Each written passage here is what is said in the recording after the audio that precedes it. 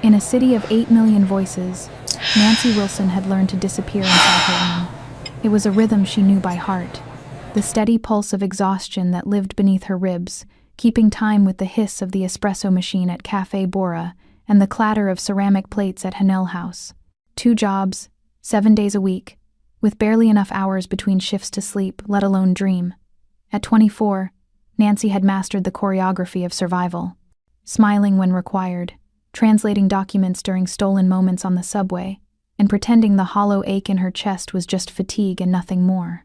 New York City had promised her everything when she first arrived from Accra 5 years ago, her mother's hand warm in hers, both of them carrying suitcases stuffed with hope and her mother's entire collection of K-drama DVDs. What started as mimicking drama dialogue became study. 2 years at Columbia before rent and reality forced her out. The city had delivered chaos instead, the kind that swallowed dreams whole and left behind only the bones of what could have been. She'd come to build a career as a cultural translator, to bridge worlds through language, to honor the Korean her mother had obsessed over during chemotherapy.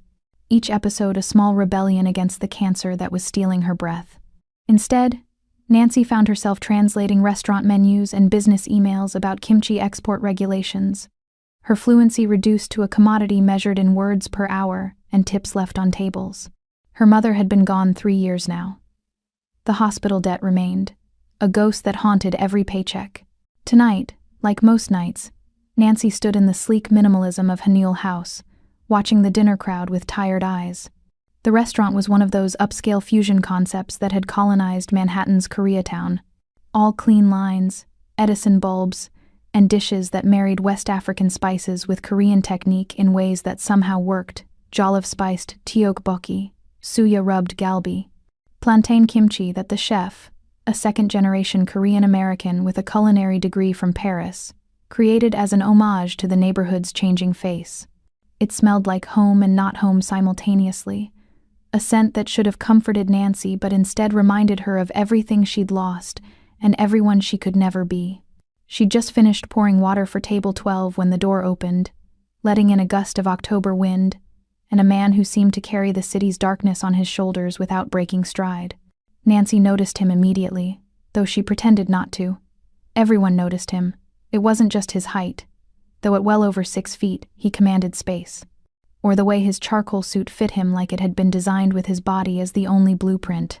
It was the way he moved through the restaurant, as if every room he entered rewrote its own rules around his presence. As if gravity itself bent slightly in his direction. Logan Kwan Park. She didn't know his name yet, but she would learn it soon enough, along with all the warnings that came attached to it like terms and conditions no one ever read.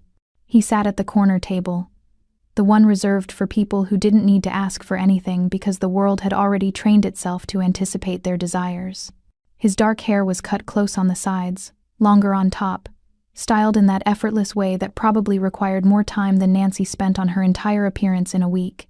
A thin gold chain caught the amber light at his throat, visible where his white shirt was unbuttoned just enough to suggest he'd never followed anyone's dress code but his own. His forearms, exposed where he'd rolled his sleeves to his elbows, were decorated with ink. Intricate geometric patterns that wrapped around muscle and tendon like secrets written in a language only he could read. Not the impulsive tattoos of youth, but the deliberate markings of a man who understood that some decisions were permanent and chose them anyway. Nancy felt something stir in her chest. A dangerous flutter of recognition she immediately crushed beneath the weight of practicality. Men like that were trouble. She'd seen enough of them in her years in the city to recognize the type. Too handsome, too composed, too accustomed to getting exactly what they wanted without ever having to raise their voice. The kind of man who probably thought power was a birthright and a woman's resistance was just an inconvenience to be managed. She approached his table with her server smile firmly in place.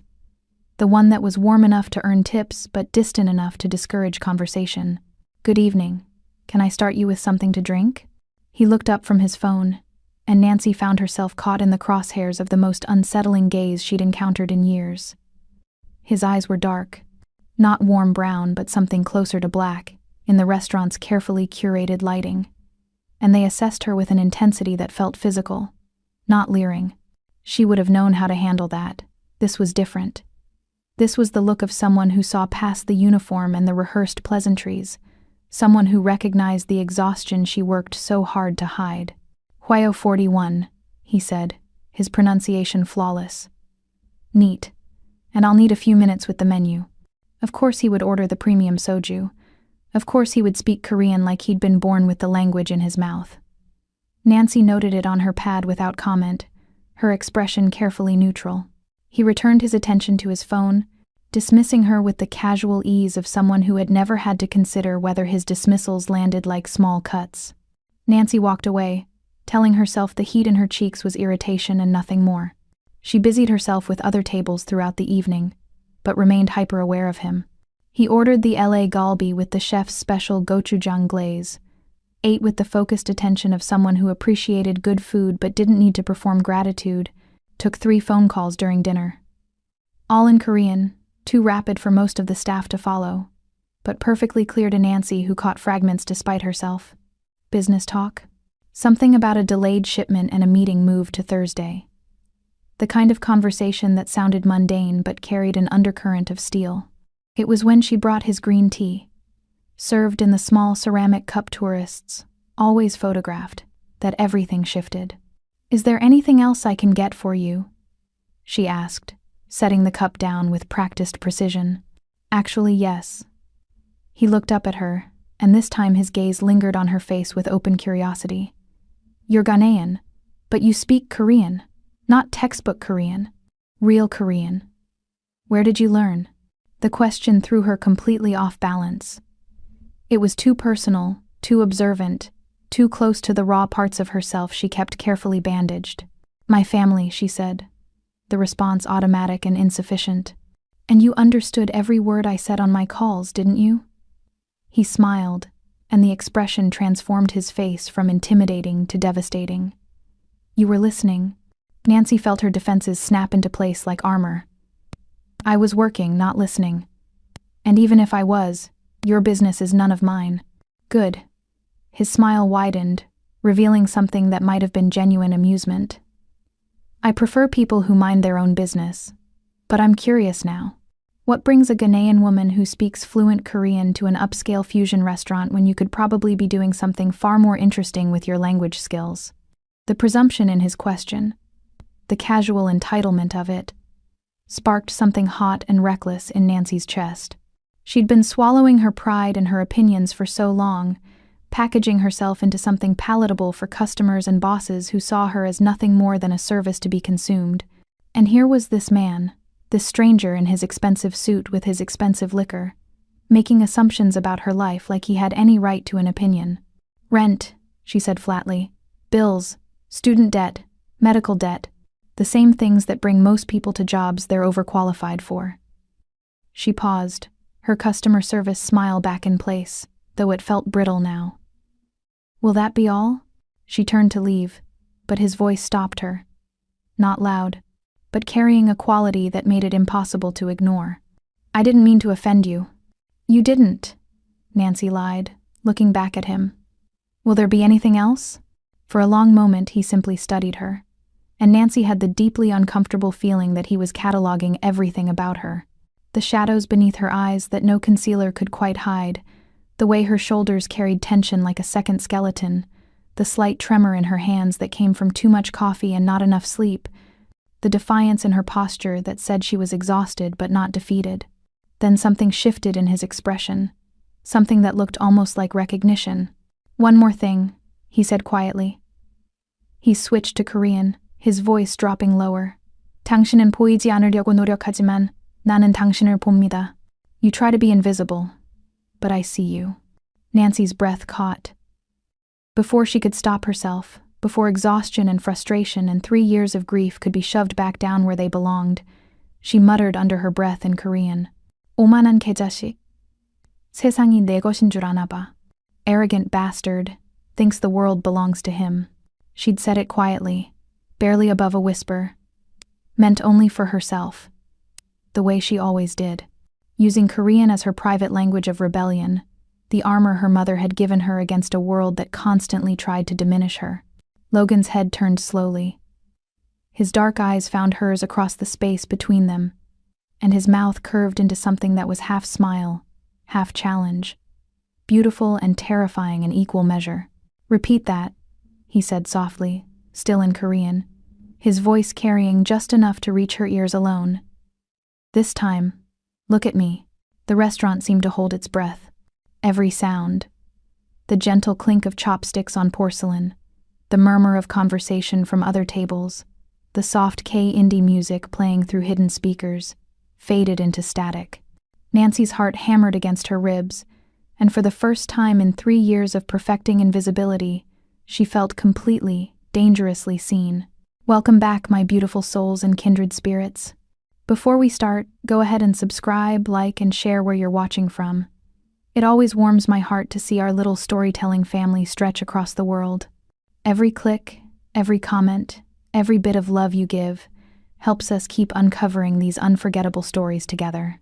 So find your quiet place, settle in, and let me take you somewhere you've never been before. She didn't repeat it. She couldn't. Her throat had gone dry, her carefully constructed defenses crumbling like paper in rain. Logan held her gaze for another moment, something flickering in his expression that might have been satisfaction or might have been something far more complicated. Then he placed his black card on the table without looking at the bill, stood with fluid grace, and buttoned his suit jacket with movements that suggested ritual. "Thank you for your service," he said in English, his tone perfectly courteous, perfectly professional.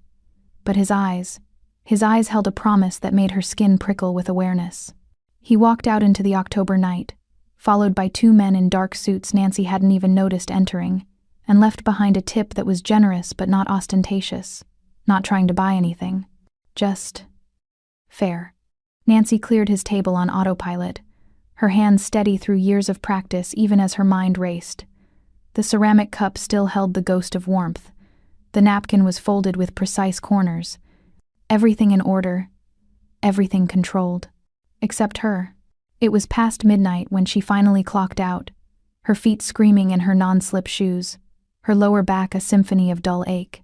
She waited for the night bus on the corner, coat pulled tight against the chill, her mind already spiraling toward tomorrow's freelance deadline and the stack of medical bills waiting on her kitchen counter like patient predators. The street still hummed with that particular Manhattan energy that never quite died, even in the small hours. Somewhere a siren wailed. A group of drunk NYU students stumbled past, laughing. A taxi's horn punctured the night. Nancy didn't see Logan again that evening, but somehow, with that particular instinct that lived somewhere between intuition and dread, the same instinct that had made her mother stockpile K-drama DVDs like they were medicine, Nancy knew with absolute certainty that the man in the charcoal suit was going to become a problem. The question wasn't if. The question was what kind of problem, and whether she had any energy left to survive it. Nancy expected to be fired. She spent the entire next day waiting for the call from her manager, rehearsing apologies in her head, calculating how long her savings would last if she lost the restaurant job. 3 weeks, maybe 4 if she stopped eating anything more expensive than instant ramen and gave up the luxury of heat in her apartment. The October chill would be bearable. She'd survived worse. The call never came. Instead, when she arrived home after her morning shift at Cafe Bora, her feet already aching, her back protesting the 5-hour sprint of espresso shots and pastry orders, she found an envelope slipped under her apartment door. Thick cream paper, the kind that felt expensive against her fingertips. No postage, hand-delivered. Nancy stood in her narrow hallway, still wearing her coat, and stared at the envelope like it might contain a bomb. In a way, she supposed it did. Her name was written across the front in elegant script. Not Miss Wilson or Nancy Wilson, tenant 4B, just Nancy. Like they were already intimate. Like he already owned a piece of her attention whether she'd given permission or not. She knew it was from him before she opened it. She could feel it. The weight of his attention, the gravity of whatever game he'd decided to play with her life. Inside was a single card, heavy stock, embossed with a logo she recognized from the sides of buildings downtown, Park Industries. And below it, just 3 lines. Private interview. Ninantras Park Industries Tower. Don't be late. No signature. No explanation. Just a command dressed up as an invitation. Nancy's first instinct was to burn it. Her second was to laugh at the audacity. Her third, the one that actually won, was to calculate exactly how much trouble she'd be in if she ignored a man who could apparently find out where she lived within 24 hours of meeting her. The answer was more trouble than she could afford. She went. Park Industries Tower was the kind of building that made people feel small by design. All glass and steel and soaring height, reflecting the morning sun like a declaration of dominance. Nancy stood on the sidewalk for a full minute, watching the parade of suits flowing in and out of the revolving doors. Men and women who moved with the confidence of people who'd never had to choose between electricity and groceries. She dressed carefully. The only professional outfit she owned. A white button-down shirt she'd bought at a thrift store in Queens, black slacks that were slightly too big in the waist, flats that pinched her toes but looked respectable. Her hair was pulled back into a neat bun at the base of her neck, her makeup minimal. She looked like someone trying very hard to be taken seriously, which she supposed she was. The lobby was a cathedral to capitalism, marble floors that echoed with every step, a security desk manned by guards who looked like they could break her in half without wrinkling their uniforms. A massive installation of twisted metal and glass hung from the ceiling. Art, probably, though it looked more like a warning. "Nancy Wilson," she told the receptionist, her voice steadier than she felt. "I have a 9 o'clock with." She paused, realizing she didn't actually know what to call him. "Mr. Park? Logan?" 53rd floor, the receptionist said smoothly, handing her a visitor badge before Nancy could finish the sentence. "The elevator on your right. Someone will meet you." The elevator ride took less than a minute but felt like falling upward. Nancy watched the numbers climb, her stomach somewhere around the 30th floor while her body continued to the 53rd. The doors opened onto a hallway of muted elegance. Charcoal walls, recessed lighting, and abstract art that looked too expensive to belong anywhere near her tax bracket. A woman in a perfectly tailored suit was waiting. Asian, mid-30s, with the kind of professional smile that revealed nothing. "Miss Wilson, this way, please." Nancy followed her down the hallway, past offices with glass walls where people worked in concentrated silence, past a conference room where a meeting was happening in what sounded like Mandarin. Everything was clean, ordered, controlled, the kind of space where chaos wasn't permitted to exist. The woman stopped at a door at the end of the hall. Solid wood, no window. She knocked once, opened it without waiting for an answer, and gestured for Nancy to enter. "Good luck," she murmured, and there was something in her tone, sympathy, amusement, that made Nancy's pulse spike. The office was corner-facing, floor-to-ceiling windows offering a view of Manhattan that made the city look like a toy model.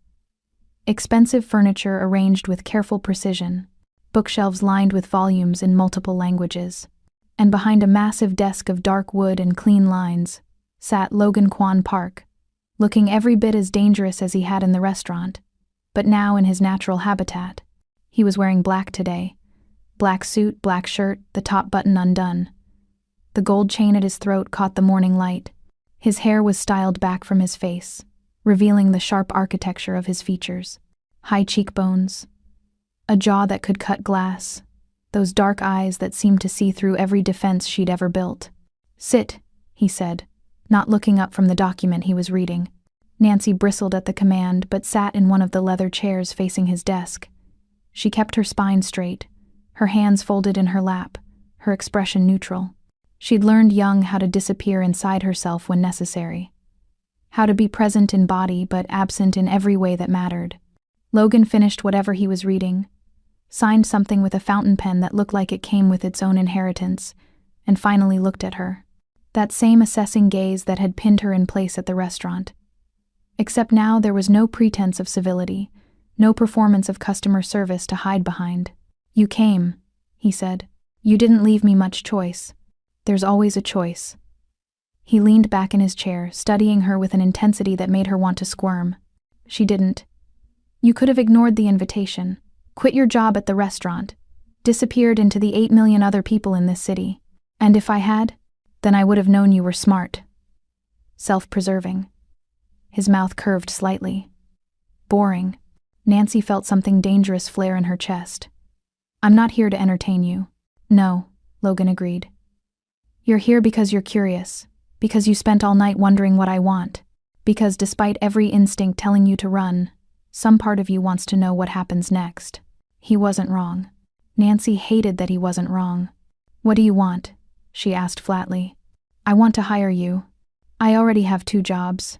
I know. Cafe Bora, mornings. Hanel House, nights. You average 63 hours a week between them. You also take freelance translation work through an online platform, mostly legal documents and business correspondence, for which you're chronically underpaid. He paused. You make approximately $43,000 a year before taxes. After rent, utilities, student loan payments, and the minimum payments on your mother's medical debt, you have approximately $200 a month for everything else. Food, transportation, the occasional coffee you buy yourself and immediately feel guilty about. Nancy's blood went cold. How do you? I make it my business to know things. Logan's tone was matter-of-fact, neither apologetic nor proud, especially about people who interest me.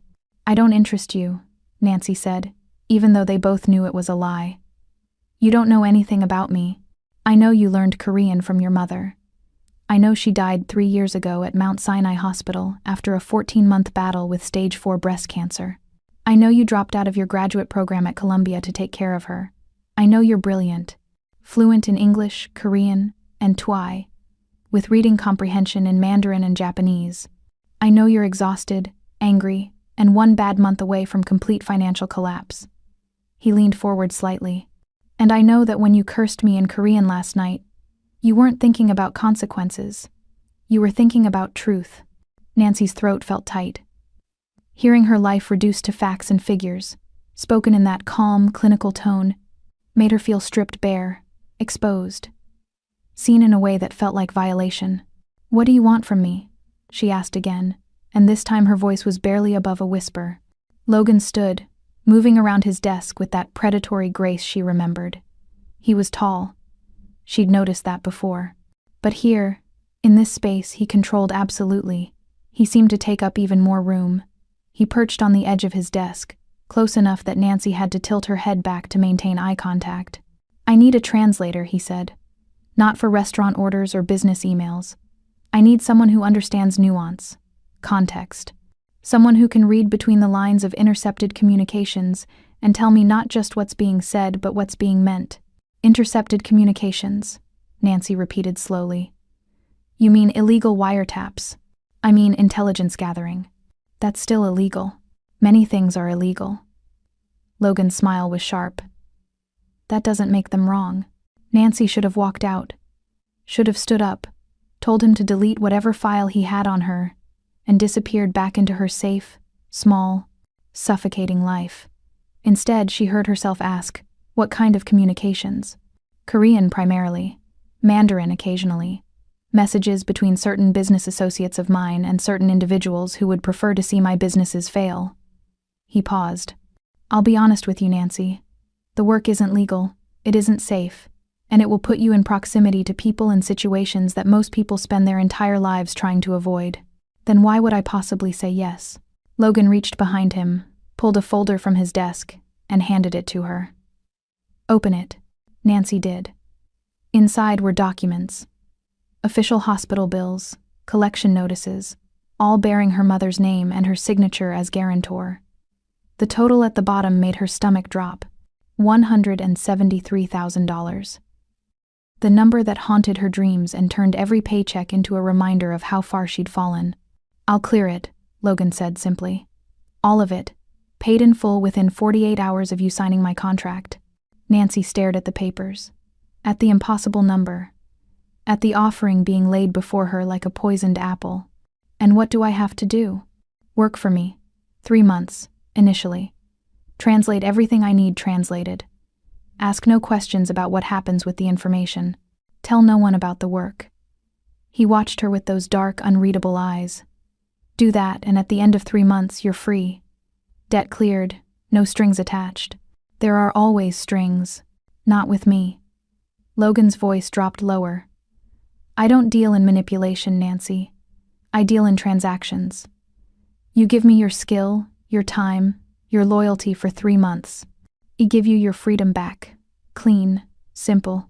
Nothing about this man was clean or simple, but Nancy found herself considering it anyway. Found herself doing the math. 3 months, 12 weeks, 90 days of her life in exchange for eliminating the weight that had been crushing her since the day her mother closed her eyes for the last time. "I need to think about it," she said. "No, you don't." Logan stood, forcing Nancy to look up at him. "You've already decided. You decided the moment you walked through that door. Now you're just negotiating with your conscience. You don't know what I'm thinking. Don't I?" He moved closer, until Nancy could smell his cologne, something dark and expensive, cedar and smoke. "You're thinking that this is wrong, that taking money from a man like me will cost you something essential, that you'll lose some part of yourself you can't afford to lose." He paused.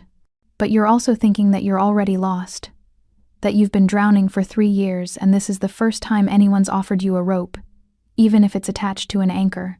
Nancy's hands clenched in her lap.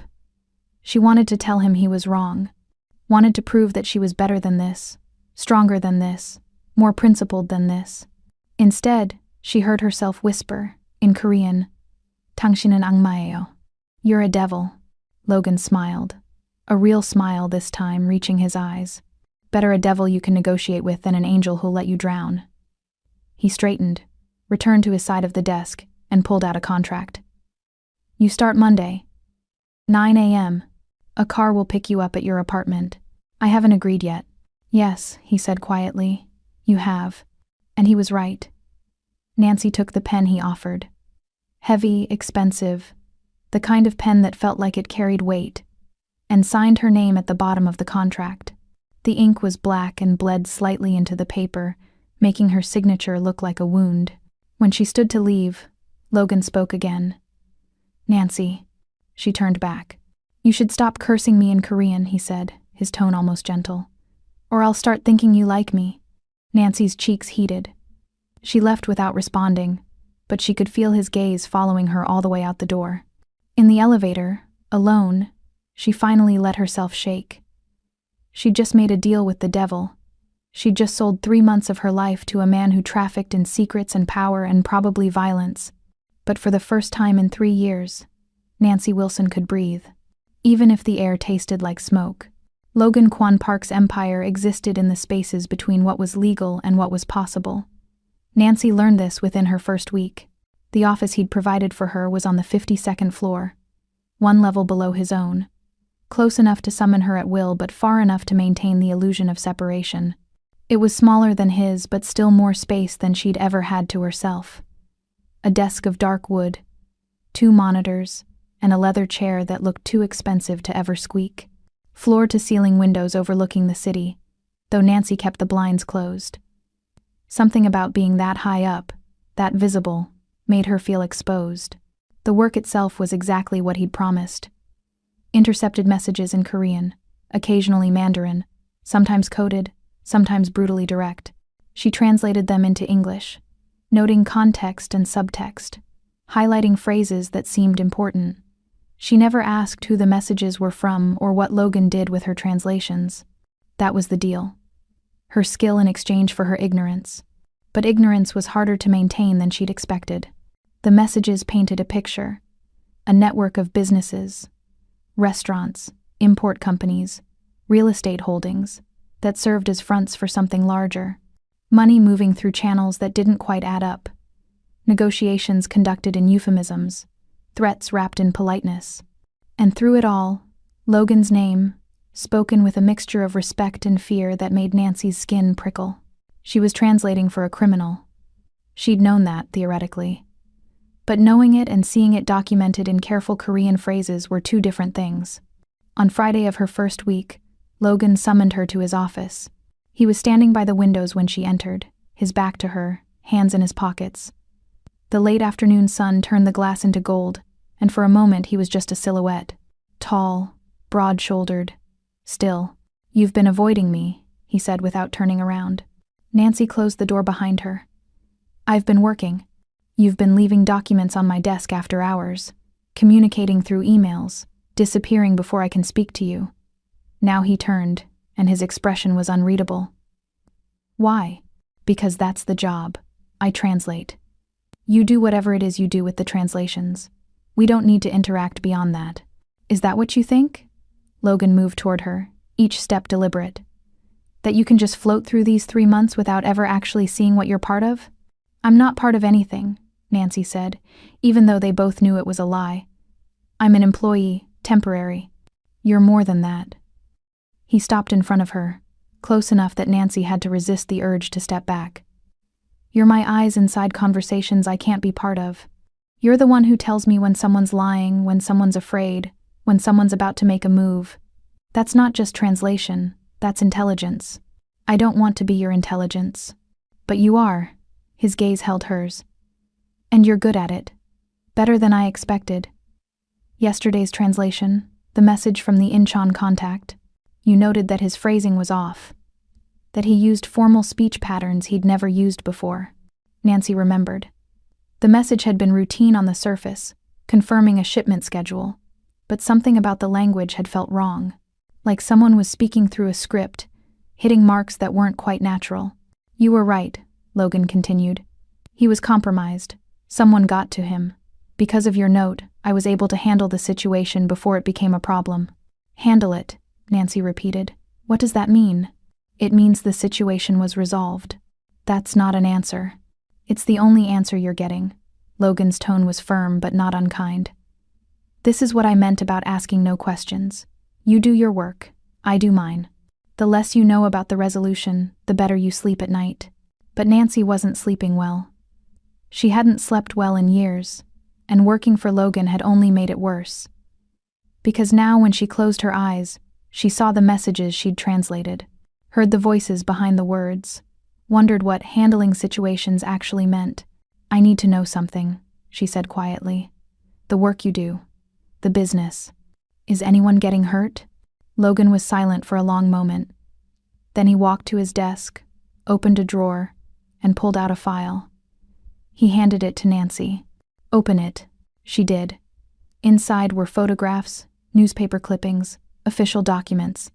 A community center in Koreatown, renovated and expanded. A scholarship program for immigrant children. Small business loans given to shop owners in neighborhoods where banks wouldn't touch them. Protection services for undocumented workers being exploited by employers. This is what I do, Logan said. The money I make from the less legal enterprises funds the things that matter, the things that help people who have no other help. I'm not a saint, Nancy. I've hurt people. I'll hurt people again. But I don't deal in certain things. No human trafficking, no drugs to kids, no exploitation of people who are already being ground down by this city. He took the file back. My operation exists in the gray. It's corrupt by definition, but it's not soulless. Nancy stared at him. This was supposed to be simple. He was supposed to be a clear villain, and she was supposed to be a desperate woman doing what she had to do to survive. But nothing about Logan Kwan Park was simple. Why are you showing me this? She asked. Because you're questioning whether you can live with this work. And I need you to understand what you're actually part of before you make a decision. I already made a decision. I signed the contract. Contracts can be broken. Logan returned the file to his desk. If you want out, tell me. I'll clear your mother's debt anyway. Consider it payment for the week you've already worked. Nancy's breath caught. Why would you do that? Because you didn't ask for this. You were backed into a corner and I offered you a way out. If that way's worse than the corner, I'm not going to trap you in it. He looked at her with something that might have been respect. I told you I don't deal in manipulation. I meant it. For the first time since meeting him, Nancy felt something shift. A crack in the wall she'd built between them. This man who could find out everything about her life in a day, who moved through the world like he owned it, who commanded people with a gesture. He was giving her a choice. A real one. I'm not leaving, Nancy heard herself say. But I need you to stop pretending we're not both aware of what this is. And what is it? You bought my compliance, not my approval. I'll do the work because I gave my word and because you're keeping yours. But don't expect me to like you for it. Logan's mouth curved into that dangerous smile. I don't need you to like me. I need you to be honest with me. And you just were. He moved back to the windows, a dismissal in the gesture. Monday morning, 9 a.m. I'm introducing you to my inner circle. You'll need to meet the people whose messages you've been translating." Nancy's stomach tightened. "Is that necessary?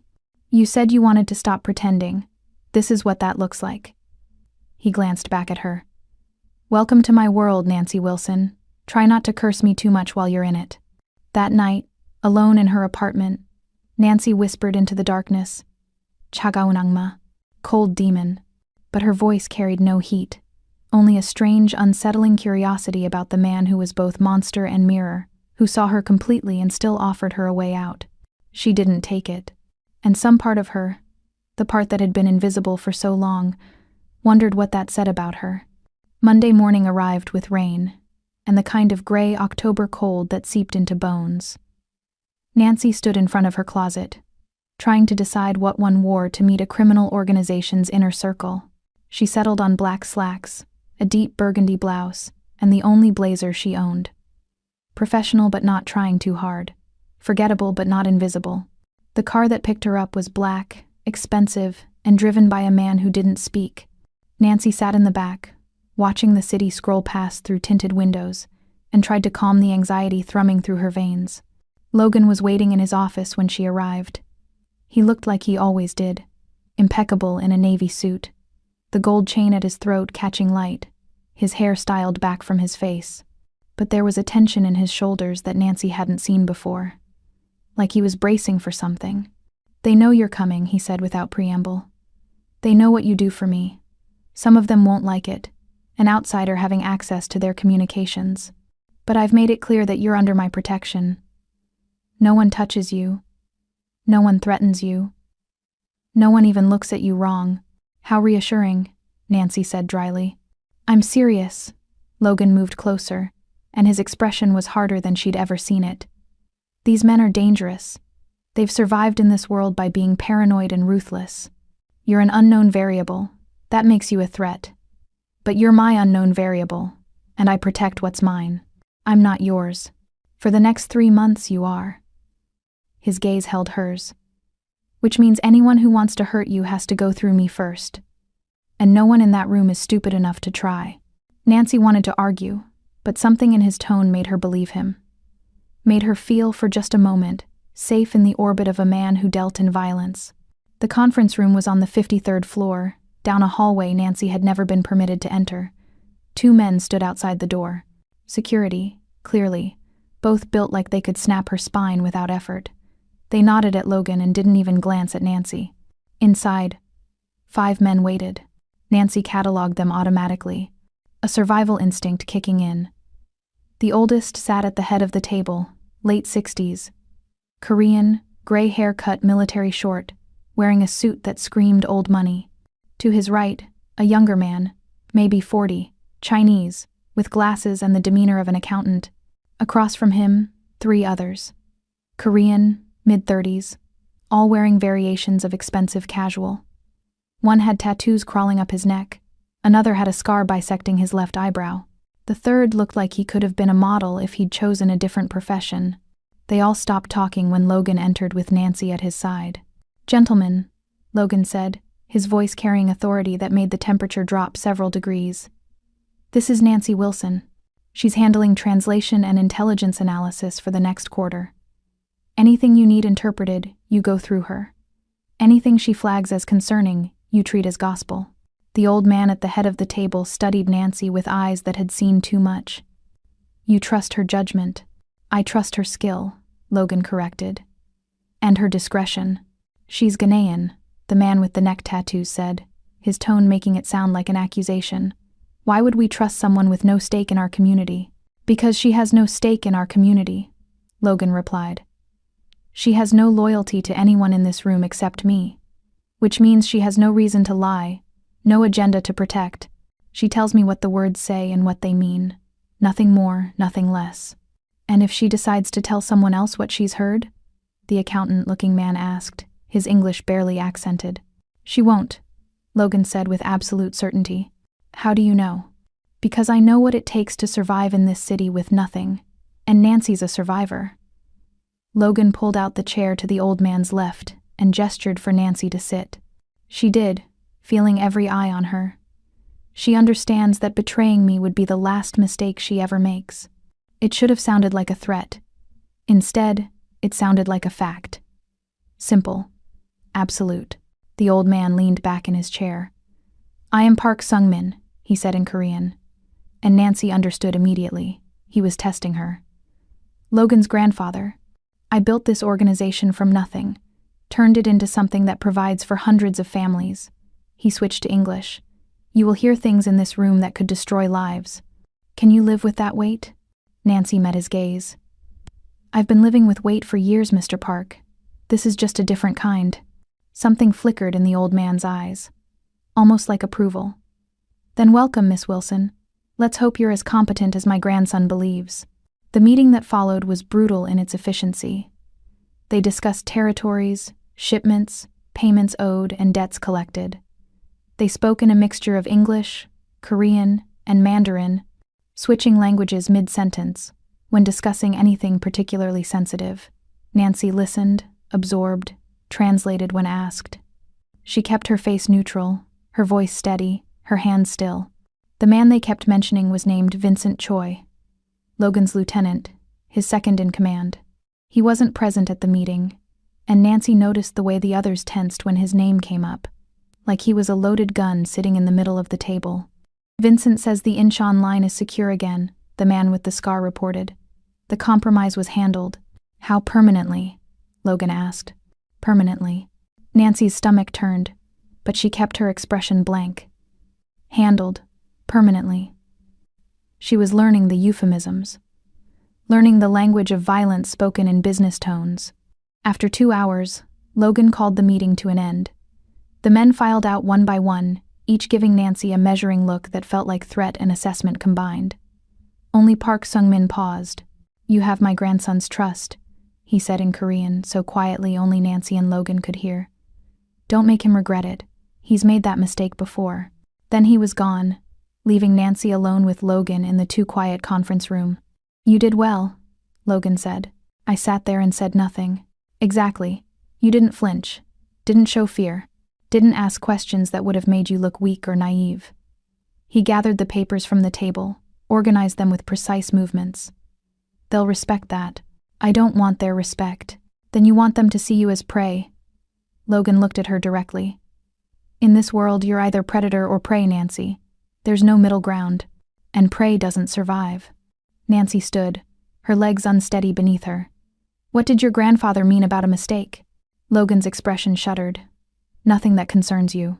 Everything about you concerns me now. That's what you said. I'm part of this. For a long moment, Logan was silent. Then, I trusted the wrong person once. Let someone close who shouldn't have been. It cost people their lives. People I was supposed to protect. His jaw tightened. I don't make that mistake twice. Is that what I am? A calculated risk? You're a necessity who's becoming something more complicated. He moved toward the door, then paused. Vincent will be back from Seoul on Wednesday. You'll meet him then. He's going to test you, push you, try to find your weaknesses. Don't let him. Why would he do that? Because that's what Vincent does. He finds the cracks in people and exploits them. It's what makes him valuable. Logan's eyes met hers. And dangerous.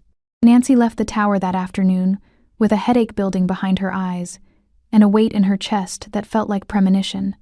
She'd spent the meeting listening to men discuss violence like it was logistics, watching Logan command absolute respect through nothing but presence, feeling the undercurrents of power and threat that ran through every word.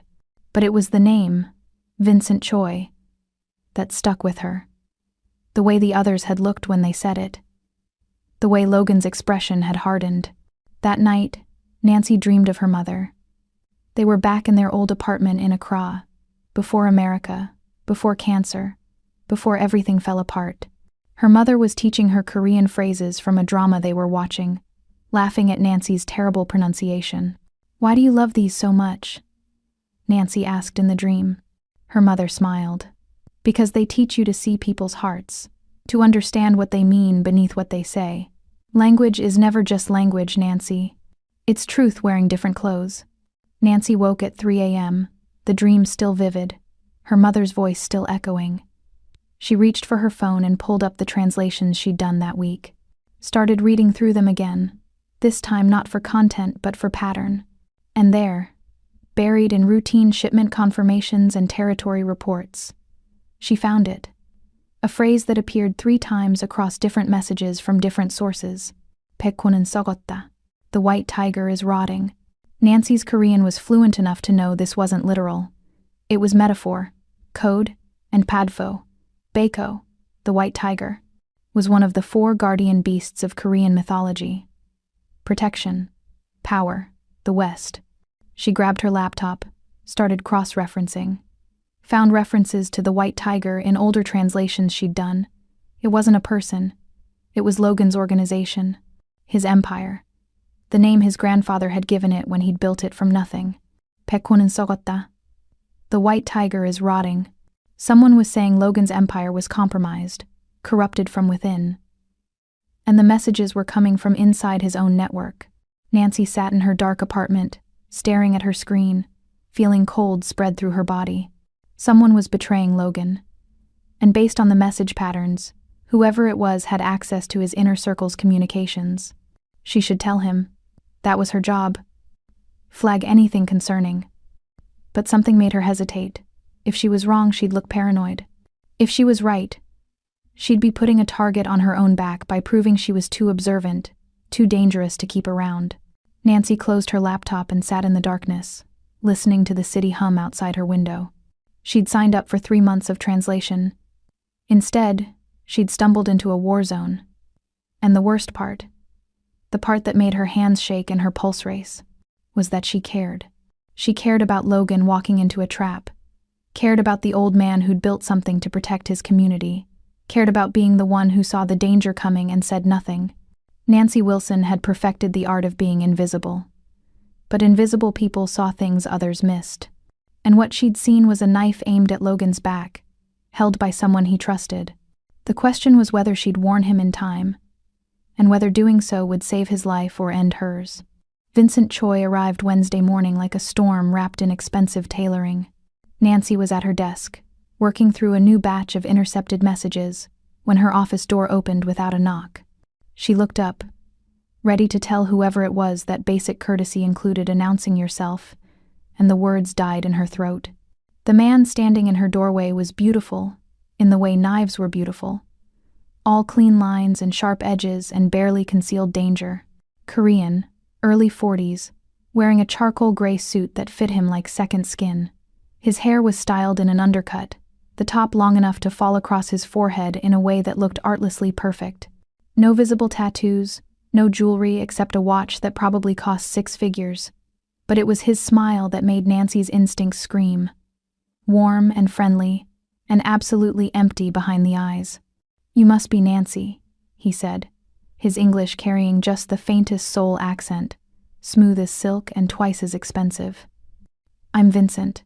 Logan's told me so much about you." Nancy stood, forcing herself to meet his gaze. "Mr. Choi."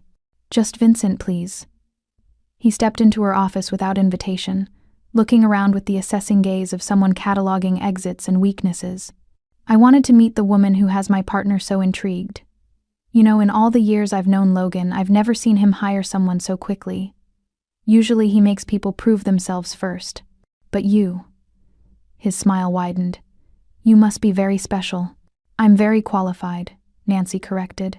"There's a difference." "Is there?" Vincent moved to her desk, glanced at the documents she'd been working on. Nancy resisted the urge to cover them. Korean and Mandarin fluency, cultural context, linguistic analysis. "Yes, you're certainly qualified. But Logan doesn't usually let qualified people this close to his operations." He looked at her directly. "Which makes me wonder what else you're offering." The insinuation was clear. Nancy felt anger spike hot in her chest. "I'm offering exactly what I was hired for. Nothing more." "Of course." Vincent raised his hands in mock surrender. "I meant no offense. I'm just protective of Logan. We've been friends since we were children. I've seen people try to use him, manipulate him, get close for the wrong reasons. It's my job to make sure that doesn't happen." "Then we want the same thing," Nancy said evenly. Because I have no interest in anything beyond my contract. 3 months, isn't it? And then you disappear back into whatever life you had before. Vincent picked up one of the translated documents from her desk, scanned it quickly. That must be difficult. Seeing all of this, being part of it, knowing you'll never really belong. I don't want to belong. Everyone wants to belong somewhere. He set the document down, his movements precise. Especially people who've spent their whole lives on the outside looking in. Immigrants, outsiders, people who exist in the spaces between cultures and never quite fit into either. Nancy's jaw tightened. You don't know anything about me, don't I? Ghanaian immigrant raised between two worlds. Mother dead, father absent. Working yourself to exhaustion just to survive in a city that sees you as disposable. Vincent's smile never wavered. I know exactly what you are, Nancy. You're hungry, desperate, and Logan is offering you a way out. The question is what you'll do to keep it. I'll do my job, that's all. Vincent moved toward the door, then paused. You know, there's a phrase I've been seeing in some of our intercepts lately. Tuna nuntuda. I'm sure you've translated it. What do you think it means? Nancy's blood went cold, but she kept her expression neutral. It's metaphorical. Someone suggesting structural weakness in an organization. Which organization? I don't speculate beyond translation. How professional. Vincent's eyes glittered with something that might have been amusement or might have been threat.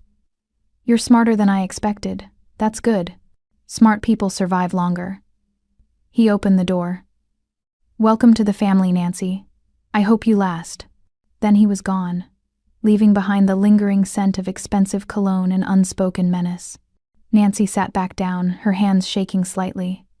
She pulled up her translations again, specifically the ones mentioning the white tiger.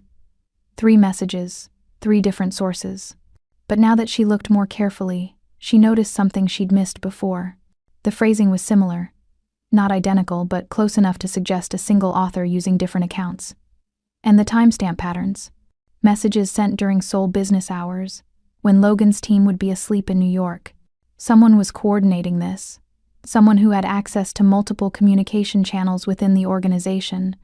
Someone who knew enough about the operation to weaponize information.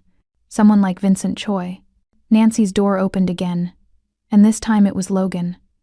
He looked tense, his jaw tight, his eyes scanning her like he was checking for damage. Vincent found you, he said. It wasn't a question. Yes. What did he say? Nancy hesitated. If she told Logan about her suspicions now, with no proof beyond linguistic patterns and gut instinct, she'd look paranoid. Or worse, like she was trying to drive a wedge between Logan and his oldest friend. But if she said nothing and she was right, he wanted to know if I could be trusted, Nancy said carefully. He's protective of you. Vincent is protective of the organization. There's a difference.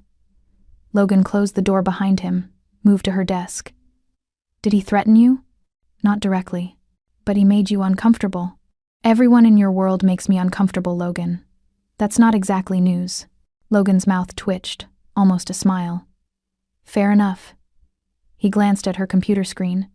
What are you working on? This was her moment. Nancy could show him the pattern she'd found, voice her suspicions, potentially save his life. Or she could stay silent, invisible, uninvolved. She thought of her mother.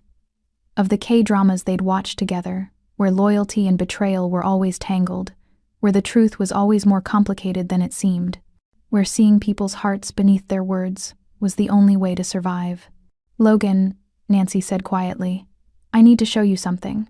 She pulled up the translations, highlighted the phrase, showed him the pattern, explained her analysis, the timing, the phrasing consistency, the strategic positioning of the messages. Logan listened without interrupting, his expression growing darker with each word. When she finished, he was silent for a long moment. You're saying someone inside my organization is coordinating with external threats, he finally said. I'm saying the evidence suggests that possibility. And you think it's Vincent? I think whoever it is has access to high-level communications and knows your operation intimately enough to coordinate across multiple channels. Nancy met his gaze. Vincent fits that profile. So do 5 other people. Yes. But Vincent is also the one who just asked me specifically about that phrase, like he was testing whether I'd noticed it, whether I'd tell you. Logan turned away from her, stared out the window at the city below. The gray afternoon light made him look older, wearier. Vincent and I grew up together. His father worked for my grandfather. We survived this life side by side, made decisions together, built this together. If I accuse him of betrayal without absolute proof, you could destroy your oldest friendship, Nancy finished. I know. That's why I almost didn't tell you. Why did you? Because if I'm right and I said nothing, you'd be dead. And I'm apparently not ready to live with that on my conscience. Logan looked back at her, and something in his expression made Nancy's breath catch. It was vulnerability, raw and brief, but real. You barely know me. I know enough. Nancy stood, moved closer to him. I know you're trying to build something better than what you inherited. I know you protect people who have no one else to protect them. I know you gave me a choice when you could have just used me. She paused. And I know that if someone betrays you, you'll blame yourself for not seeing it coming. So I'm making sure you see it now. Logan reached out slowly, giving Nancy time to step back if she wanted. She didn't. His hand came to rest against her cheek, warm and calloused and surprisingly gentle. You were supposed to stay invisible, he murmured. I was, Nancy agreed. But you kept looking at me, and eventually I had to look back. The air between them felt electric. Nancy was acutely aware of how close they were standing, of the way Logan's thumb brushed along her cheekbone, of the way her pulse was racing for reasons that had nothing to do with fear. This was dangerous. More dangerous than the work, than the organization, than any of it, because this feeling building between them, was the kind of thing that made people stupid, made them vulnerable, made them break their own rules and regret it later. Logan must have felt it too, because he dropped his hand and stepped back, the professional mask sliding back into place. I'll look into it, he said, quietly. Without Vincent knowing, if you're right. He stopped. If you're right, we have a problem that goes deeper than I thought. And if I'm wrong? Then you're paranoid and I'm grateful for it. Paranoid people survive longer in this world. He moved toward the door. Nancy. She turned. Thank you, he said quietly. For telling me. He paused. For caring enough to tell me. Then he was gone, leaving Nancy alone with her racing heart and the sinking realization that she'd just crossed a line she couldn't uncross. She'd stopped being invisible, stopped being uninvolved, and somewhere in the process of translating Logan's world, she'd started caring about the man at its center. That night, Nancy worked late, cross-referencing every message she'd translated since starting, building a timeline, looking for patterns. Her eyes burned, her back ached, but she couldn't stop, because now she wasn't just surviving, she was protecting. And that changed everything. At midnight, her phone buzzed. A text from a number she didn't recognize.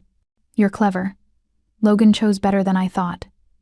But clever girls should be careful. This world eats them alive. V. Nancy stared at the message, her blood running cold. Vincent knew. He knew she'd figured it out, knew she'd told Logan, and he wasn't even pretending anymore. The war was no longer hypothetical. It was here. And Nancy Wilson, who'd spent 3 years perfecting invisibility, was standing right in the middle of it.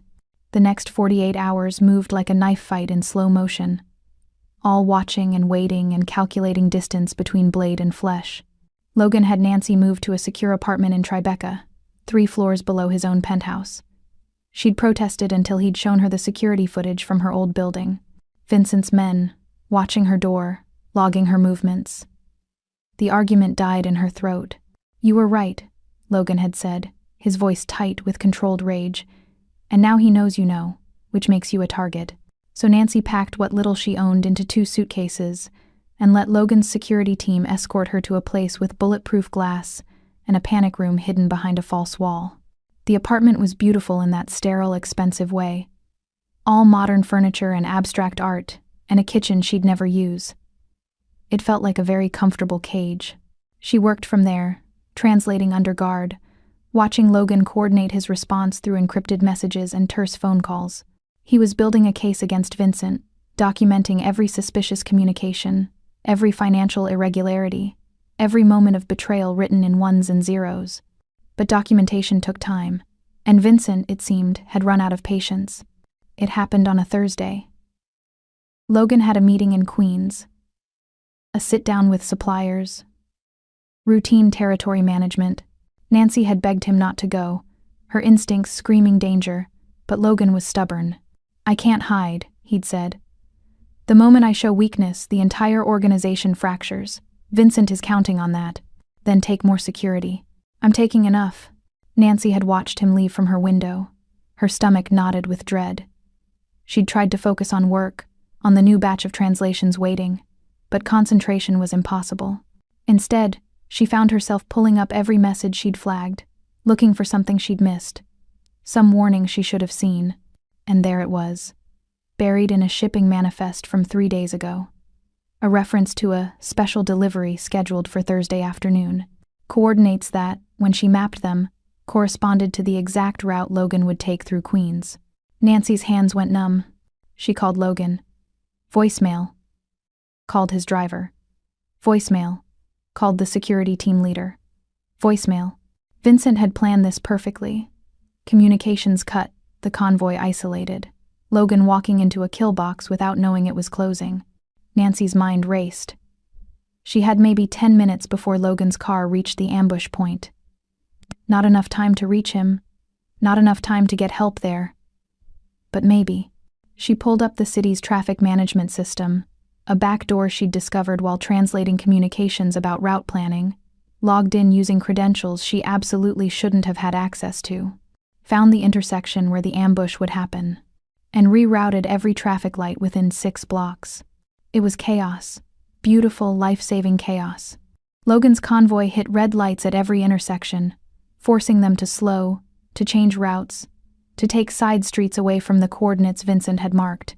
By the time Nancy's phone finally rang, Logan's name on the screen, she was shaking so hard she could barely answer. "What did you do?" His voice was rough, breathless. "My driver says every light in Queens just went haywire. Vincent was waiting for you. Ambush. The coordinates were in yesterday's shipping manifest. I just saw it. I'm sorry. I should have caught it sooner." "Nancy, breathe." Logan's command cut through her panic. "Where was it?" She gave him the intersection. Heard him relay it to his team. Heard the sharp curse that followed. "We just passed there 5 minutes ago, if we'd been on schedule." He stopped. "You saved my life. I almost got you killed. If I'd been faster, if I'd noticed." "You noticed in time. That's what matters." A pause, then quieter. "Where are you?" "The apartment. Where you told me to stay." "I'm coming to you. Don't open the door for anyone but me." The line went dead. Nancy sat in the too-quiet apartment, adrenaline slowly draining from her system, leaving behind exhaustion and delayed shock. She'd just hacked a city's infrastructure. She'd just saved a crime lord's life. She'd just become something far more than a translator.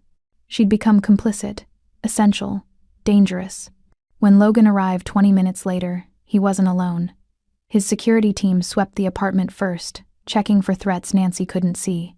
Then he entered, and Nancy felt something in her chest release at the sight of him. Alive, unhurt, real. He crossed to her in 3 strides and pulled her into his arms. Nancy stiffened, surprised, then melted against him. He smelled like smoke and expensive cologne and something darker underneath. Adrenaline, maybe, or rage barely contained. His heart was pounding against her ear. His hands were tight on her back, like he was afraid she might disappear. "You're shaking," she whispered. "So are you." They stood like that for a long moment. 2 people who'd been pretending not to need anyone finally admitting the truth through touch. When Logan finally pulled back, his hands came up to frame Nancy's face, tilting her head so their eyes met. "How did you know?" he asked. "How did you see what I missed?" "Because I wasn't looking at you when I translated. I was looking at the words, at the patterns, at the spaces between what was said." Nancy's voice was steadier now. "Vincent counted on you being distracted by the bigger picture, but I deal in details. It's all I have. It's everything." Logan's thumb brushed along her cheekbone, the gesture achingly gentle from a man capable of such violence. "You could have run. When you realized what was happening, you could have grabbed your passport and disappeared." No one would have blamed you. Yes, they would. I would have.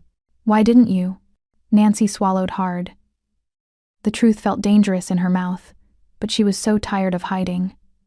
Because you'd be dead if I did, and that would matter to me. Why? Logan's voice had gone rough.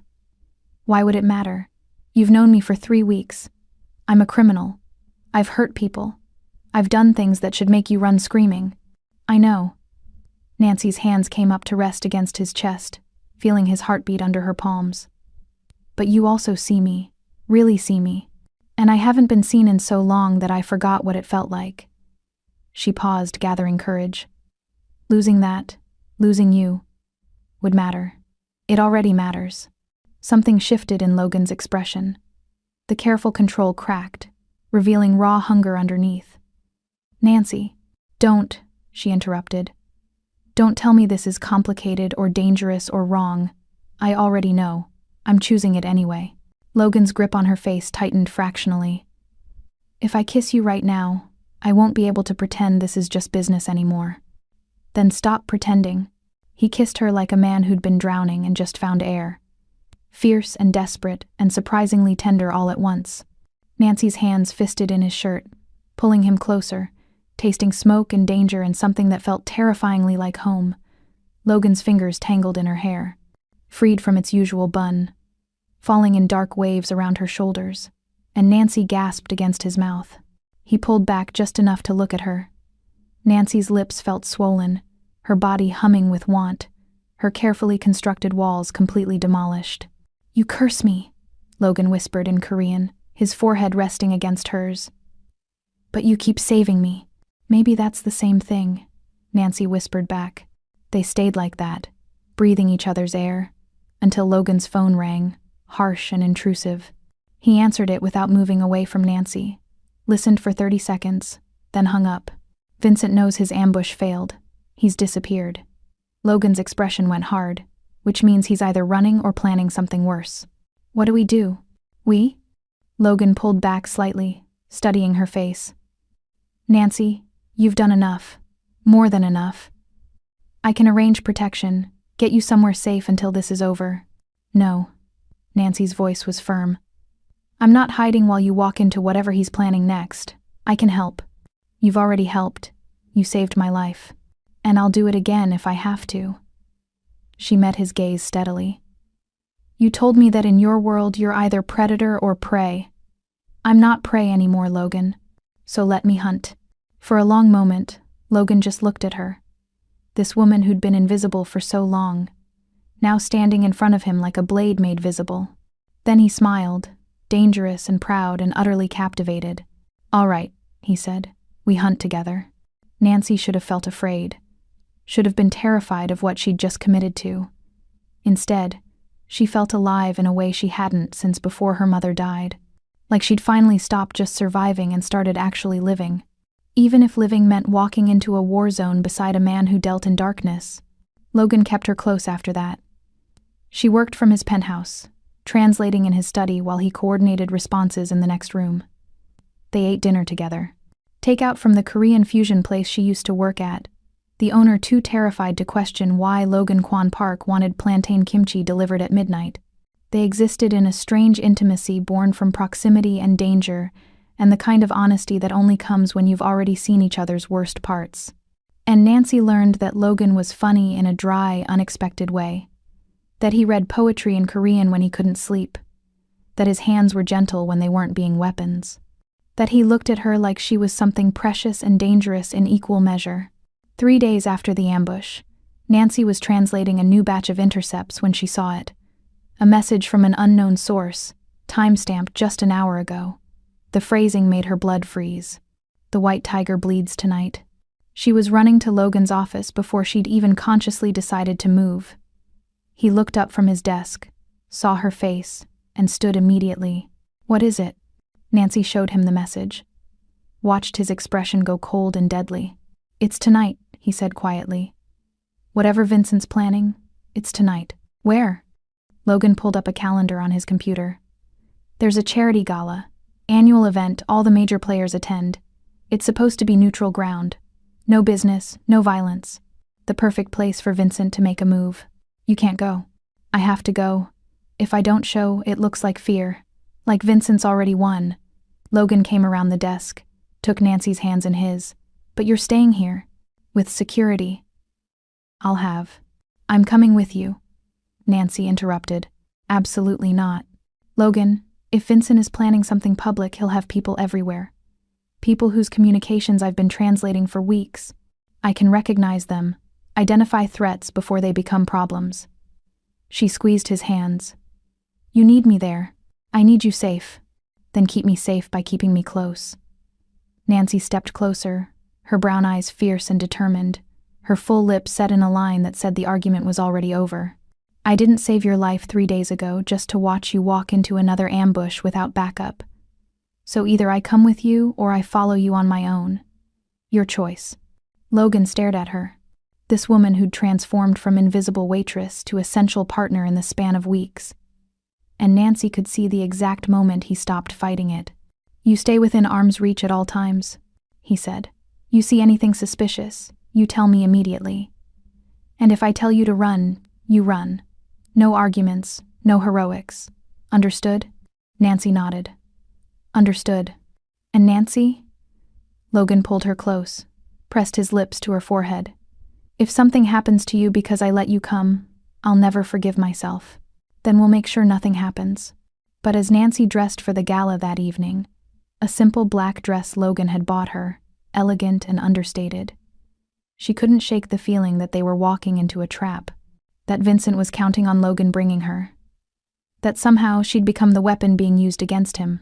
She just didn't know how yet. Endeavory 2. The gala was held in a converted warehouse in Chelsea, all exposed brick and modern art, and people wearing more money than Nancy had made in her entire life. She entered on Logan's arm, very aware of the eyes that tracked their movement, assessing, calculating, judging. Logan had dressed her to blend in, but Nancy still felt exposed. The black dress hugged her curves in a way that made her self-conscious, her natural hair styled in elegant twists that one of Logan's people had done. She wore minimal jewelry, just small diamond studs that Logan had presented to her without ceremony, saying only, "So you look like you belong." But Nancy didn't belong. And everyone in the room knew it. "You're beautiful," Logan murmured as they navigated through the crowd. "Stop looking like you're about to bolt. I'm scanning for threats. You're terrified. There's a difference." He guided her toward a quieter corner, his hand warm against the small of her back. "Nancy, look at me." She did. Logan's expression was softer than she'd ever seen it. "I meant what I said. You're beautiful. And every person in this room who's looking at you is wondering how I got so lucky." Nancy felt heat rise in her cheeks. "They're looking at me because I don't fit, because I'm not supposed to be here. You fit with me. That's all that matters." Before Nancy could respond, a familiar voice cut through the ambient noise. "Logan, I was hoping you'd make it."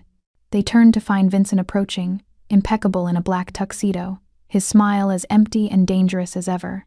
2 men flanked him. Security clearly, though they wore suits instead of uniforms. "Vincent." Logan's voice was carefully neutral. "I'm surprised to see you here. Thought you were still in Seoul.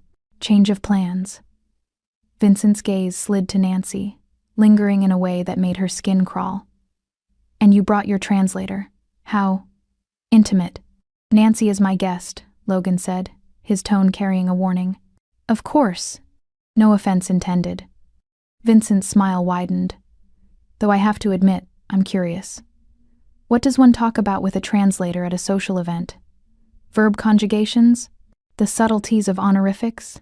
Nancy felt Logan tense beside her. Before he could respond, she spoke up, her voice calm and clear. "We talk about loyalty mostly. About how some people understand its value, and others see it as weakness to be exploited." Vincent's smile froze. "Interesting perspective. I've learned from observing." Nancy met his gaze steadily, refusing to look away first. Turns out treachery has a very specific linguistic pattern. Once you know what to look for, it's remarkably easy to spot. The temperature between them dropped 10 degrees. Vincent's security detail shifted, hands moving fractionally closer to concealed weapons. Logan's body was coiled tight beside Nancy, ready for violence. Careful, Vincent said softly. Clever girls who speak out of turn sometimes find themselves in unfortunate situations. Is that a threat? Logan's voice had gone deadly quiet. It's advice, from someone who's seen what happens when people forget their place. Nancy opened her mouth to respond, but Logan pulled her back slightly. We're done here. They moved away through the crowd, Logan's hand firm on Nancy's back. She could feel the tension radiating from him, barely controlled rage simmering just beneath his composed exterior. I'm sorry, Nancy whispered. I shouldn't have provoked him. Don't apologize for having a spine. Logan guided her toward the bar. But he's right about one thing. You need to be careful. He's looking for an excuse. They spent the next hour circulating, Logan making the required appearances while Nancy watched everything. She spotted 3 of Vincent's known associates in the crowd, noticed the way certain people avoided Logan entirely, felt the undercurrent of tension that said something was very wrong. At 10:30, Nancy excused herself to the restroom. Logan wanted to send security, but she convinced him it would draw too much attention. She promised to be quick. The bathroom was down a hallway away from the main event space. Quieter, dimmer. Nancy was washing her hands, reapplying lipstick she didn't usually wear, when the door opened behind her. In the mirror, she saw Vincent enter. Nancy spun, her heart rate spiking. This is the women's restroom. I know. Vincent locked the door behind him. I wanted a moment alone with you. Logan will. Logan is occupied. I made sure of it. Vincent leaned against the door, blocking her exit. I have to admit I underestimated you. Thought you were just a pretty distraction, a translator who'd take the money and keep her mouth shut. But you're much more interesting than that. Nancy's mind raced, calculating distances and exits. No windows, one door. Vincent blocking it. What do you want? I want you to deliver a message to Logan. Vincent pulled out his phone, tapped something, and Nancy heard it. Gunshots, distant but distinct, from the direction of the main hall. Tell him the white tiger is dead, and so is he. Nancy's blood went cold. What did you do? What I should have done weeks ago. Removed an obstacle. Vincent pocketed his phone. Logan's security is currently dealing with a situation that will keep them busy for the next 10 minutes. Long enough for my people to handle him. By the time anyone realizes what's happened, the entire power structure will have shifted. You're insane. I'm practical. Logan's gotten soft, weak. All his talk about honor and protection. It's made us vulnerable. I'm returning this organization to what it should be.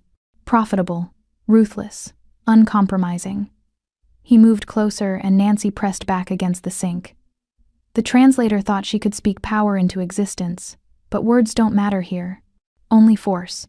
Nancy's fingers closed around the heavy soap dispenser on the counter. You're wrong. About what? Words are force. You just don't understand the language. She swung the dispenser at Vincent's head with everything she had. He dodged, but not fast enough. It caught him across the temple, sending him stumbling. Nancy ran for the door, unlocked it, burst into the hallway, and ran straight into Logan. He was alive, unhurt, and absolutely furious. Behind him, Nancy saw Vincent's security detail on the ground, unconscious or worse. Saw Logan's own men securing the hallway.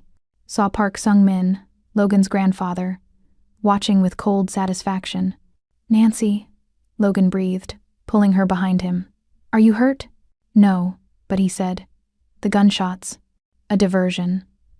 Logan's grandfather stepped forward, speaking in Korean.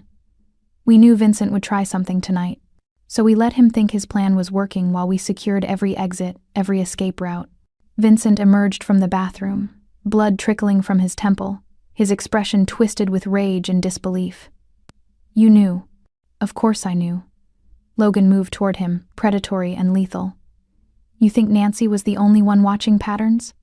I've known you for 20 years, Vincent. I know how you think, how you plan, how you betray. He stopped, just out of arm's reach. The moment you touched her, you signed your death warrant. She made you weak. Vincent spat. Look at you. Planning your operation around protecting some translator you've known for a month. That's not strength. That's pathetic. No. Logan's voice dropped to something cold and final. She made me human. She reminded me what I'm actually fighting for. And that makes me more dangerous than you ever were. What happened next happened fast. Vincent lunging, Logan moving like water, the fight brutal and personal in a way that transcended technique. Nancy wanted to look away but couldn't. This was Logan without restraint, without mercy. It ended with Vincent on the floor, Logan's hand around his throat, the promise of death written in every line of his body. Logan. Nancy's voice cut through the violence. Don't. He looked back at her, something wild in his eyes. Don't kill him. Not like this. Not for me. He threatened you. He would have. I know. Nancy moved closer, her hand finding Logan's shoulder. But you told me you're trying to build something better. This isn't it. This is what he wanted. For you to become exactly like him. For a terrible moment, Nancy thought Logan would do it anyway. Would squeeze until Vincent stopped breathing and damn the consequences. Then his hand loosened. He stood, stepped back, left Vincent gasping on the floor. Get him out of here, Logan told his security team. I don't care where. Just make sure I never see him again. They dragged Vincent away, still breathing but defeated, destroyed not by death but by exile. Exactly what Nancy had suggested weeks ago as the worst possible fate. Park Sung-min approached Nancy, studied her with those ancient eyes. You've changed my grandson, made him remember there are lines that shouldn't be crossed. He spoke in Korean, each word deliberate. That takes courage. Or stupidity, Nancy replied in the same language. The old man laughed. Sometimes they're the same thing. Logan pulled Nancy into his arms then, not caring who was watching. Buried his face in her hair and just held her, his body shaking with adrenaline crash and delayed fear. I thought, when I heard you were alone with him. His voice was rough, breaking. I'm okay. We're okay. Nancy. God, Nancy. She felt him trembling against her. This man who commanded an empire, reduced to relief and terror in equal measure. Nancy wrapped her arms around him, grounding him, letting him feel her solid and alive and real. Take me home, she whispered. Logan lifted his head, his dark eyes searching hers, understanding exactly what she was asking for, what she was offering. Yes, he breathed. They left the gala, leaving others to clean up the aftermath. In the car, Logan kept Nancy's hand in his, thumb stroking across her knuckles like he needed the tactile reassurance that she was still there. When they reached his penthouse, Logan poured them both whiskey neither of them drank. They stood in his living room, the city glittering beyond the windows, the space between them humming with everything unspoken. I almost lost you tonight, Logan said finally. But you didn't. I could have. If Vincent had been faster, if you hadn't fought back, if... Nancy closed the distance between them, silencing him with a kiss. It was different from before, slower, deeper, carrying the weight of everything they'd survived. Logan's hands came up to frame her face, his touch reverent and desperate at once. When they finally broke apart, both breathing hard, Nancy whispered, I'm here. I'm alive. We both are. Nancy, don't think. Not tonight. She took his hand, started leading him toward the bedroom. Tomorrow we can figure out what comes next. Tonight, just be with me. Logan let her lead him. This woman who'd cursed him in Korean and saved his life and become essential without either of them meaning for it to happen. And as the door closed behind them, Nancy Wilson finally stopped running from what she wanted. She let herself be seen, completely. And Logan looked at her like she was everything. Nancy woke to white walls and the steady beep of medical equipment and pain radiating from her left side. For a confused moment, she couldn't remember where she was or why everything hurt. Then it came rushing back, not the gala, not Vincent, but after. 3 days after, when she'd finally started to relax. Started to believe the danger had passed. The infection had come from nowhere. Or rather, from the small cut on her hand she'd gotten during the bathroom fight with Vincent. Something she'd barely noticed, just cleaned and bandaged herself. But apparently soap dispensers carried more than soap.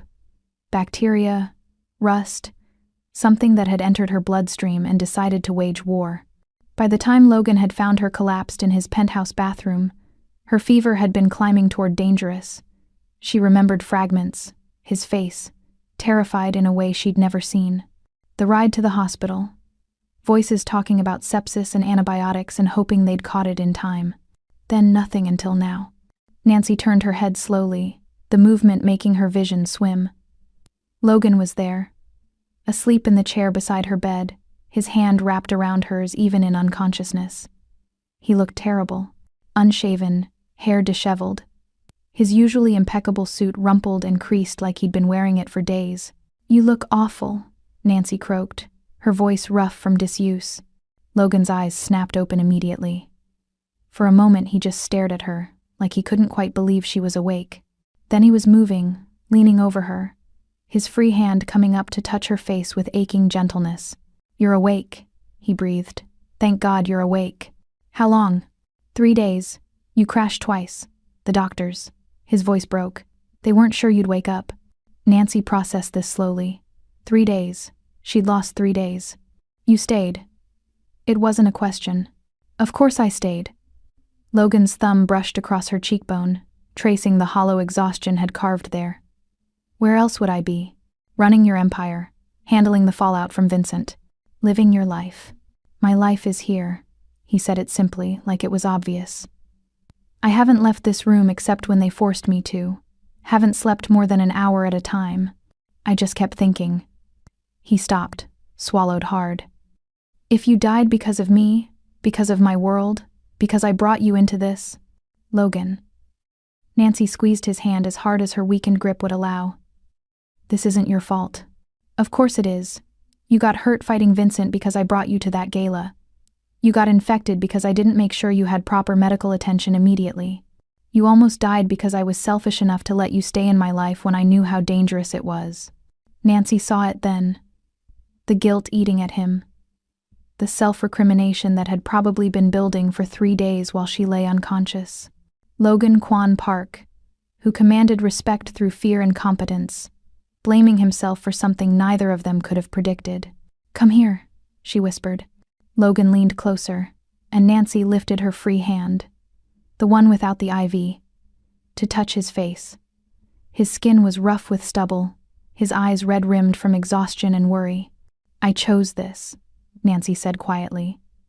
"I chose to go to the gala, chose to fight Vincent, chose to stay with you even knowing the risks. You didn't force me into anything. I should have protected you better. You can't protect me from everything, and I wouldn't want you to." She paused, gathering her thoughts. "For 3 years after my mother died, I was just surviving, going through the motions, doing what I had to do, never actually living. Then I met you, and suddenly I was alive again, terrified and exhilarated and feeling things I thought I'd forgotten how to feel." Her voice dropped to barely above a whisper. "So yes, your world is dangerous, but it's also made me remember what it's like to matter, to be seen, to care about someone enough that losing them would hurt worse than anything." Logan's expression cracked open, revealing raw emotion underneath. "Nancy, I'm not finished." She managed a weak smile. "You told me once that I cursed you in Korean, but you had it backwards. You cursed me, Logan. You made me visible when I'd perfected invisibility. You made me care when I'd gotten so good at not caring. You made me want a future when I'd stopped believing I deserved one. You deserve everything," Logan said fiercely. "You deserve safety and peace and a life that doesn't involve hospital visits and near-death experiences. Maybe. But that's not the life I want." Nancy's eyes held his. "I want this. You. Even with all the complications and dangers and impossibility of it. I want you." Logan kissed her then, carefully, mindfully of her injuries and exhaustion, but with an intensity that made Nancy's heart rate spike on the monitor. When he pulled back, he stayed close, his forehead resting against hers. "When you heal," he whispered in Korean, "I'll rebuild everything clean. For you, for us. No more gray areas, no more dangerous business. I'll make it all legitimate." "Don't," Nancy whispered back. "Don't rebuild yourself for me. Rebuild yourself for you. Because you want to be better. Not because you think you have to be perfect to deserve this." Logan pulled back slightly, studying her face. "How are you this wise while recovering from sepsis?"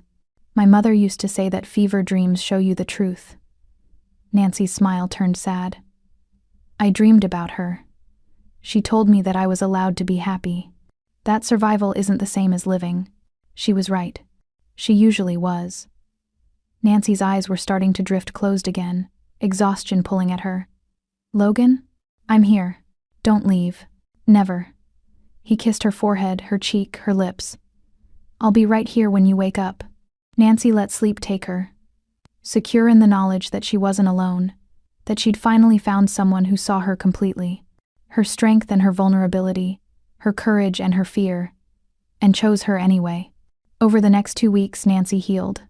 Slowly, painfully, but steadily. Logan visited every day, brought her Korean food from her favorite restaurant, read to her in Korean when she was too tired to focus on anything else. Park Sung-min came once, studied her with those assessing eyes, and pronounced her tough enough to survive this family.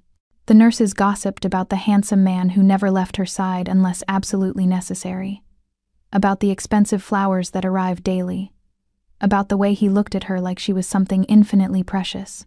And Nancy, who'd spent so long being invisible, let herself be seen, let herself be cared for, let herself believe that maybe, just maybe, she'd found a place where she belonged.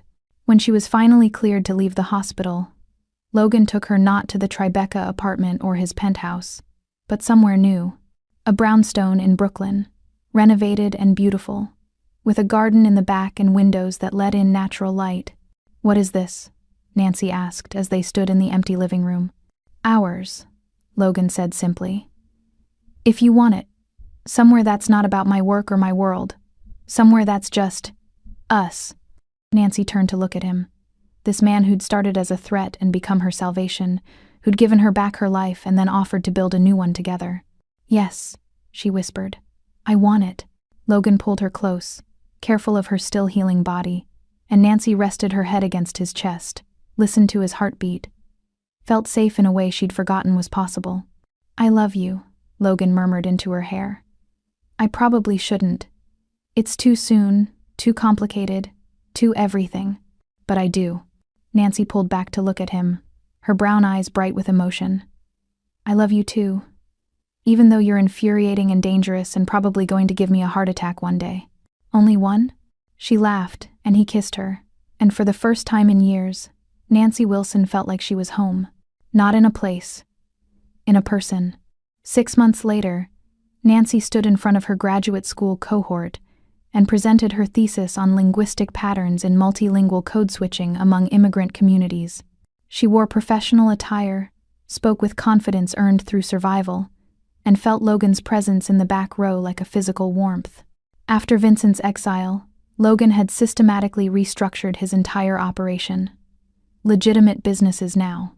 Import, export companies that actually traded legal goods, real estate investments that provided affordable housing in immigrant neighborhoods, cultural centers that offered language classes and job training.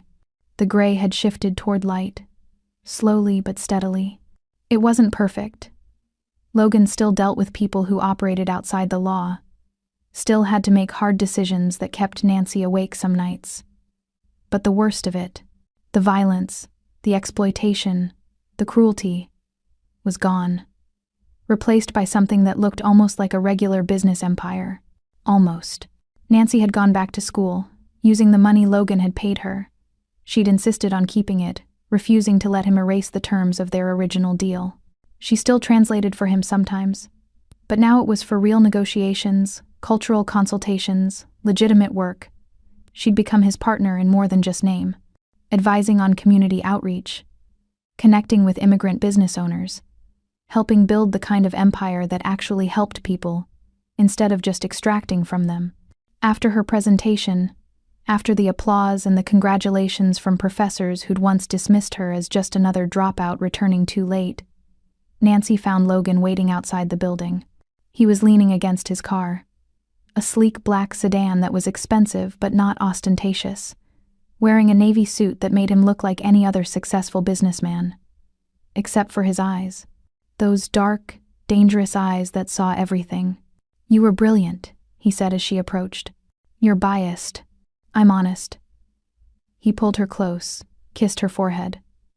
"Dr. Martinez looked ready to offer you a teaching position on the spot. She did, actually, starting next fall if I want it." Logan pulled back to look at her. "And do you?" Nancy considered. 6 months ago, she would have said yes immediately, grabbed any lifeline back to the academic world she'd been forced to abandon. But now, having built something new, something unexpected, she wasn't sure anymore. I don't know, she admitted. I like what we're doing. The cultural center, the community work, feels more real than teaching theory to grad students who've never had to choose between rent and food. You could do both. Maybe. Nancy smiled up at him. But that's a conversation for later. Today is about celebrating. Then let's celebrate. Logan opened the car door for her. I have something to show you. They drove through Brooklyn, past the brownstone they now shared, past the neighborhoods where Logan's businesses operated, until they reached a building Nancy didn't recognize. It was old, beautiful. A converted warehouse with floor-to-ceiling windows and exposed brick. What is this? Nancy asked as Logan helped her out of the car. You'll see. He led her inside, through a lobby that smelled of fresh paint and new beginnings, up an elevator to the top floor. When the doors opened, Nancy gasped. The rooftop had been transformed into a garden. Not manicured formal perfection, but something wild and alive. Plants from different continents growing together. Korean hibiscus blooming alongside Ghanaian orchids, cherry blossoms mixing with African violets. String lights hung overhead, casting warm light across everything. A small table was set in the center, food already waiting. But it was the people that made Nancy's breath catch. Park Sung-min stood near the railing, dignified in his gray suit. Maria from the restaurant, grinning like she'd been in on a secret. A few of Logan's core team members. The ones who'd proven their loyalty during Vincent's coup. Even Dr. Martinez from Nancy's program, looking pleased and knowing. Logan, Nancy whispered. What is this? A beginning, he said quietly. He took her hand, led her to the center of the garden, and the crowd parted around them. 6 months ago, you cursed me in Korean, called me an arrogant bastard who thought the world belonged to him. I remember, Nancy said, her heart starting to race. You were right. I did think that. I thought power meant control, that strength meant never showing vulnerability, that the only way to survive was to make sure everyone feared you more than they loved you. Logan's hands were shaking slightly as he held hers. Then you showed me something different. You showed me that real strength is letting yourself be seen. That real power is building something worth protecting, instead of just protecting what you've taken. That the only way to actually live is to let someone else matter more than your own survival. Nancy felt tears starting to burn behind her eyes. You saved my life, Logan continued, switching to Korean now, his voice dropping lower, more intimate. Not just from Vincent's ambush or his betrayal. You saved me from becoming exactly what I was trying to avoid. A man so afraid of weakness that he forgot how to be human. He released one of her hands, reached into his pocket. Nancy Wilson, you came to America to disappear, but you made me see you. And once I saw you, I couldn't look away. He dropped to one knee. Nancy's breath stopped. Around them, the crowd had gone completely silent. Even the city noise seemed to fade, leaving just the two of them in this impossible garden, suspended between what was and what could be. Logan pulled out a ring. Simple, elegant, a single stone that caught the string lights and threw rainbow fractals across his hands. 당신은 나를 저주했고, 나는 너에게 구원받았어, he said softly. You cursed me, and I was saved by you. 내 전부가 되어줄래? Will you become my everything? Nancy stood there, looking down at this man who'd started as a threat and become her home. This man who'd seen her at her most exhausted, most defiant, most vulnerable, and chosen her anyway. This man who was offering her not just a ring, but a future neither of them had believed possible. She thought about her mother, who'd taught her to see people's hearts through language, who'd shown her that sometimes the most important things were spoken in the spaces between words, who'd told her, in that fever, dream, or vision, or whatever it was, that she was allowed to be happy. Nancy thought about the girl she'd been 6 months ago. Invisible, exhausted, drowning in debt and grief and the crushing weight of just surviving. And she thought about who she'd become. Visible, powerful, alive in ways that terrified and exhilarated her in equal measure. The answer was obvious. had been obvious since the night he'd caught her curse and demanded she repeat it to his face. "정말 미친 놈," Nancy whispered, her voice thick with emotion. "You absolute madman." Logan's expression cracked into genuine joy, hope and fear and love all tangled together. "Yes," Nancy said louder now in English so everyone could hear. "Yes, to all of it. To you, to us, to this impossible, beautiful, terrifying future we're building together. Yes." Logan stood, slipped the ring onto her finger. It fit perfectly, like he'd somehow known exactly what size she needed, and kissed her. Not gently, not carefully, but with all the passion and relief and desperate love they'd both been carrying. Nancy kissed him back, her hands fisting in his suit jacket, pulling him closer, tasting joy and salt from the tears streaming down her face. Around them, people cheered. Park Sung-min said something approving in Korean. Maria was crying openly. Dr. Martinez was smiling like she'd known this would happen all along. When they finally broke apart, both breathing hard, Logan kept Nancy close. His forehead rested against hers, their breath mingling, their hearts beating in sync. "I love you," he murmured. "Every stubborn, brilliant, courageous part of you." "I love you too," Nancy whispered back. "Even the parts that are probably going to give me gray hair before I'm 30. Logan laughed, that rare, genuine sound that Nancy had learned to treasure, and kissed her again. Softer this time, sweeter, carrying the weight of promises made and futures claimed. They stayed on that rooftop for hours. Ate food that mixed Korean and Ghanaian flavors in ways that shouldn't have worked but did. Listened to Park Sung-min tell stories about Logan as a child, about the grandmother who'd raised him to believe in honor. Heard Maria recount the night Nancy had cursed Logan in the restaurant, how the whole staff had held their breath waiting for his response. "I knew then," Maria said, laughing. "I saw the way he looked at you after, and I knew. That man was ruined." "I was," Logan agreed, his arm around Nancy's waist, holding her close. "Completely." As the night deepened and people began to leave, Nancy and Logan stood at the railing, looking out over the city that had brought them together. The lights glittered like promises. Some kept, some broken, all of them part of the endless negotiation between hope and reality that was living in New York. "Are you scared?" Logan asked quietly. Nancy considered. "Terrified. Marriage to a former crime lord with enemies and complicated family dynamics and a past that's always going to be there. What could possibly go wrong? Everything." "Exactly." She leaned into him, feeling his warmth against her back, his arms coming around her. "But I'd rather have everything with you. The good, the bad, the terrifying, than safe and lonely without you." "Nancy Wilson," Logan murmured into her hair. "How did I get so lucky?" "You didn't. You earned it. By changing, growing, becoming someone who deserved to be loved instead of just feared." She turned in his arms to face him. "And by being stubborn enough to keep looking at me until I couldn't stay invisible anymore." They stood like that for a long time, just holding each other, letting the city hum around them. Eventually, Logan drove them home, to their brownstone with its garden and its light, and its promise of ordinary domesticity wrapped around extraordinary love. 3 months later, they were married in a small ceremony at the cultural center Logan had built. Nancy wore white, a simple dress that her mother would have loved, and walked down an aisle lined with Korean hibiscus and Ghanaian orchids. Logan cried when he saw her, not bothering to hide it, and Nancy felt her own tears flow freely. Park Sung-min officiated, speaking in Korean and English about the binding of 2 lives, 2 cultures, 2 people who'd found each other in the chaos of a city designed to keep people apart, about how love wasn't about perfection but about choosing each other daily, through struggle and joy and everything in between. When it came time for vows, Nancy spoke in Korean, her voice steady and clear.